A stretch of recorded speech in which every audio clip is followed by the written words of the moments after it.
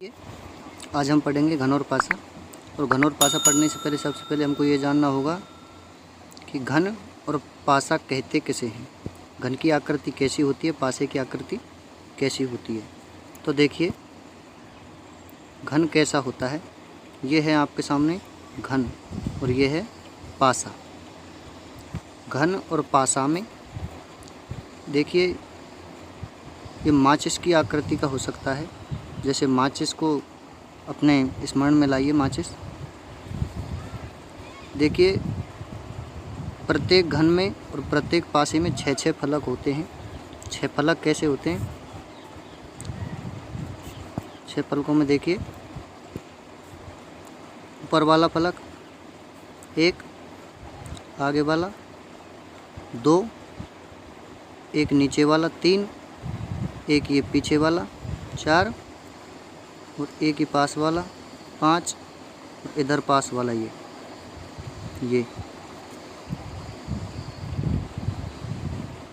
6 फलक होते हैं। 6 फलक होते हैं। भुजाएं 12 होती हैं। भुजाएं कितनी होती हैं? 12। अब देखिए भुजाएं कौन कौन सी। एक भुजा ये रही, एक भुजा ये रही, 2, 3, 4, ऐसे ही 4 नीचे होती हैं। और ये 4 खड़ी हुई भुजा होती हैं। खड़ी वाली भुजा ये 4 होती हैं। 12 भुजा होती हैं। 6 फलक होते हैं। फलक कितने होते हैं? 6।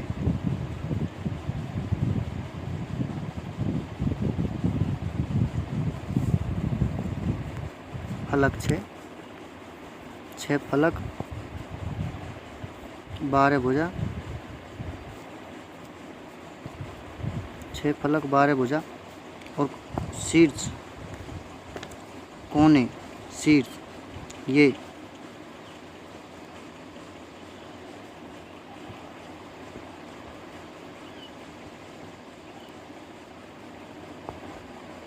ये 8 होते हैं। ये कितने होते हैं? 8। तो देखिए सबसे पहले आपको ये जानना ज़रूरी है 6 फलक होते हैं, 12 भुजा होती हैं और 8 किनारे होते हैं। पासे की घन की आकृति ऐसी होती है, पासे की आकृति ऐसी होती है। ये दोनों चीज़ दोनों में सेम है। ये तीनों चीज़ दोनों में सेम है। 6 फलक घन में होते हैं, 6 फलक पासे में होते हैं। 12 भुजा घन में होती हैं, 12 ही भुजा पासे में होती हैं। 8 शीर्ष होते हैं पासे के और घन के दोनों के। ठीक है। इतना पढ़ने के बाद में हम पढ़ेंगे पासा। पासा और पासा में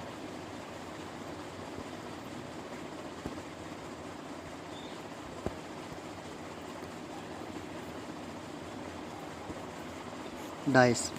और पासा में देखिए पासे 2 प्रकार के होते हैं। सबसे पहले पासे 2 प्रकार के होते हैं। पासे 2 प्रकार के कौन कौन से होते हैं? देखिए पहला पासा होता है मानक पासा। पहला पासा कौन सा होता है? मानक पासा।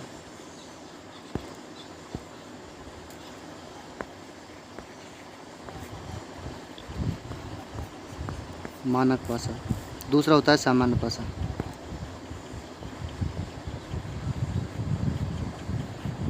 दूसरा होता है सामान्य पासा।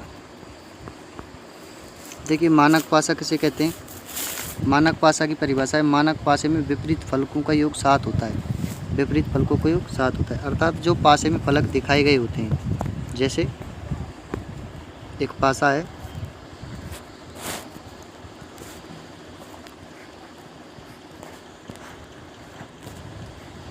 ये पासा है। इसमें देखिए ऊपर 1 है, इस पास वाली सतह पर 3 है, इस पर 2 है, इस सतह पर 2 है। तीन फलक दिखाई दे रही है मानक पासे की, जिनमें 1, 3 और 2 अंकित किए हुए हैं। तो देखिए इनका योग किन्हीं 2 फलकों का योग 7 नहीं होना चाहिए। किन्हीं 2 फलकों का योग 7 नहीं होना चाहिए। कैसे? जैसे 3 और 1 4, 3 और 2 5, 2 और 1 3। तो दिखाई गई फलकों का योग 7 नहीं होना चाहिए। ऐसे पासे को मानक पासा कहते हैं। जो दिख रही हैं, जो फलकें दिख रही हैं, उनका योग 7 नहीं होना चाहिए।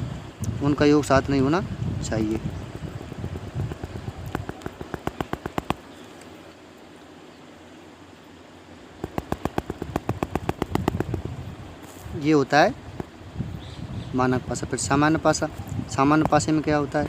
सामान्य पासे में देखिए, सामान्य पासे में मानक पासे का विपरीत, मानक पासे का अपोजिट। अब अपोजिट कैसे? देखिए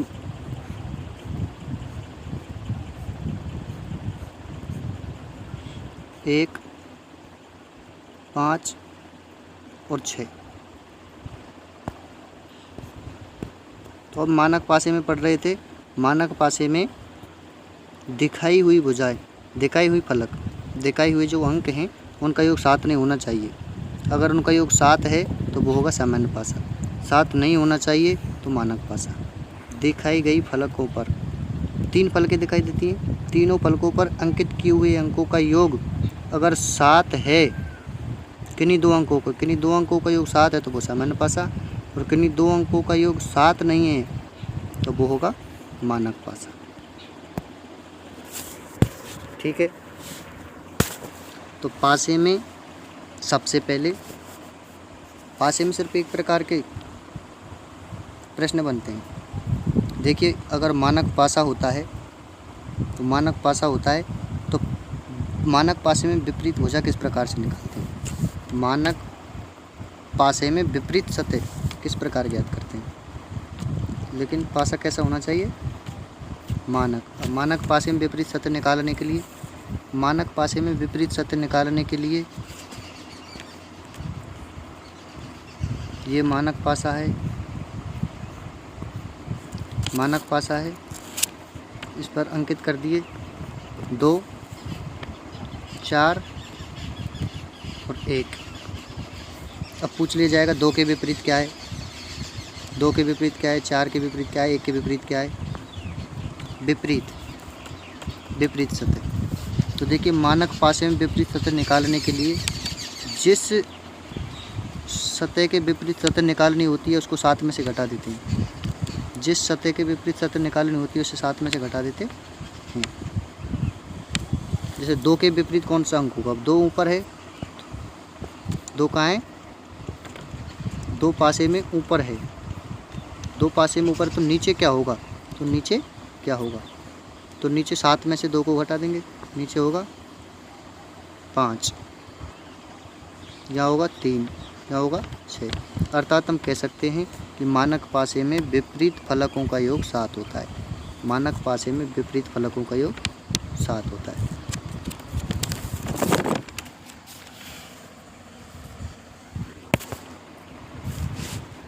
देखिए पासे में सिर्फ एक ही प्रकार के सवाल होते हैं विपरीत फलकों वाले, पासे में सिर्फ एक ही प्रकार के सवाल होते हैं विपरीत फलकों वाले। जब 2 पासे दिए गए हों, जब 2 पासे दिए गए हो तो विपरीत फलक किस प्रकार से निकालते हैं? देखिए सबसे पहले विपरीत फलक का सवाल आएगा तो मानक पासे दिए गए हों, कैसे पासे? मानक पासे दिए गए होंगे। तो हम कैसे अनुमान लगाए कि ये मानक पासे हैं? देखिए मानक पासों पर सामने जो भुजाएं, जिन फलकों पर जो अंक दिखाए गए हैं उन अंकों का योग, किन्हीं 2 अंकों का योग 7 से कम या 7 से ज़्यादा होता है, 7 नहीं होता। देखिए 4 और 2 6 हो रहा है, 2 और 1 3 हो रहा है, 6 और 5 11 हो रहा है, 5 और 2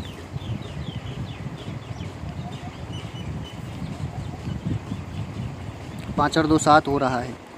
2 पासे वाले सवालों में एक पासा मानक पासा हो सकता है, दूसरा पासा सरल पासा हो सकता है, सामान्य पासा हो सकता है। देखिए विपरीत फलक किस प्रकार से निकालते हैं? तो 2 पासे दिए गए हों तो विपरीत फलक निकालने के लिए सारणी बनाते हैं। सारणी किस प्रकार से बनाते हैं? सारणी कैसे चालू करते हैं और कैसे सारणी बनाते हैं?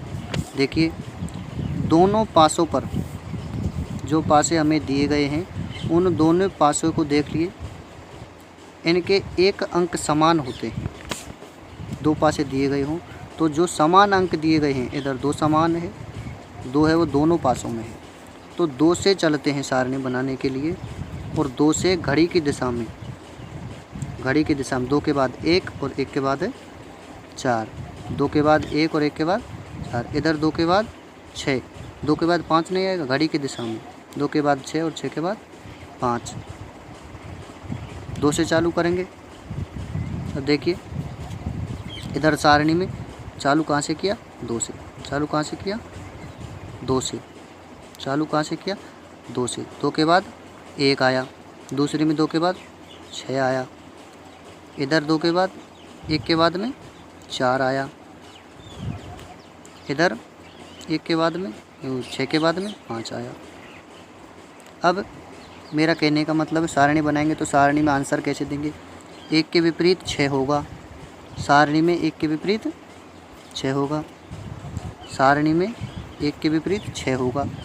ऐसे 4 के विपरीत 5 होगा, तो फिर 2 के विपरीत क्या होगा, 1 के विपरीत 6 हो गया, 5 के विपरीत 4 हो गया, तो बचा क्या, बचा क्या, 3। बचा क्या, 3। तो बची जो संख्या है, बची जो संख्या है वो इस 2 के विपरीत होगी और वो होगी 3। बची जो संख्या है वो 2 के विपरीत होगी और वो होगी 3। तो हमसे 2 पासे दिए गए हों तो विपरीत फलक पूछता है। 2 पासों में देख लेंगे समान अंक कौन से हैं, समान अंक से सारणी बनाएंगे। समान अंक 2 और 2, 2 समान अंक आ रहे हैं तो 2 से, लेकिन सारणी बनाने पर ध्यान रखना है घड़ी की दिशा में चलना है, घड़ी की दिशा में चलना है। 2 से 1, 1 से 4, 2 से 1, 1 से 4, इधर 2 से 6 और 5, 2 से 6 और 5, तो बचा 3। 3 इस समान अंक के विपरीत 3 हो। ऐसे हम 2 पासे दिए गए हों तो विपरीत फलक निकाल सकते हैं। 2 पासे दिए गए हों तो विपरीत फलक निकाल सकते हैं। जब पासे दिए गए हों 2,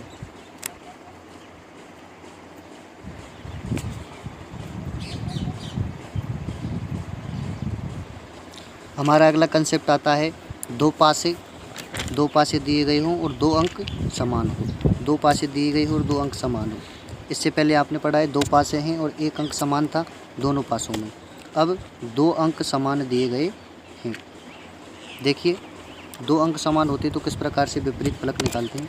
विपरीत फलकों पर क्या अंकित होगा, कौन से अंक होंगे, क्या डिजिट होगा, ये हम किस प्रकार से निकालते हैं। 2 पासे और 2 अंक समान, तो 2 पासे हो और 2 अंक समान दिए गए हो तो हम क्या करते हैं, समान अंकों को छोड़कर शेष अंक एक दूसरे के विपरीत होते हैं। ऐसे पासे में समान अंकों को छोड़कर, तो देखिए समान अंकों को छोड़ देंगे, समान अंकों को छोड़ देंगे। समान अंक क्या है, 2 है, 2 है, 4 नहीं सॉरी 3 है, 3, 2 और 3 को छोड़ देंगे तो बचे क्या, जो बचे हैं 5 और 4, तो 4 के विपरीत क्या होगा, 5 होगा।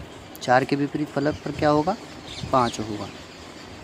समान अंकों के विपरीत वे अंक होते हैं जो हमें दिखाई नहीं देते। समान अंकों के विपरीत, अब समान क्या है 2 और 3, समान क्या है 2 और 3, इनके विपरीत क्या होगा। अच्छा, तो इनके विपरीत समान अंकों के विपरीत फलकों पर वो होते हैं जो हमें दिखाई नहीं देते। तो क्या नहीं दिखाई दे रहा, 1 नहीं दिखाई दे रहा, 2 दिखाई दे रहा है, 3 दिखाई दे रहा है, 1 नहीं दिखाई दे रहा, 2 दिखाई दे रहा है, 3 दिखाई दे रहा है, 4 5 6 नहीं दिखाई दे रहा। तो 1 होगा 2 के विपरीत या 6 होगा। इसी प्रकार 3 के विपरीत 1 होगा या 6 होगा। यह आपका 2 पासों से संबंधित सेकंड कॉन्सेप्ट था।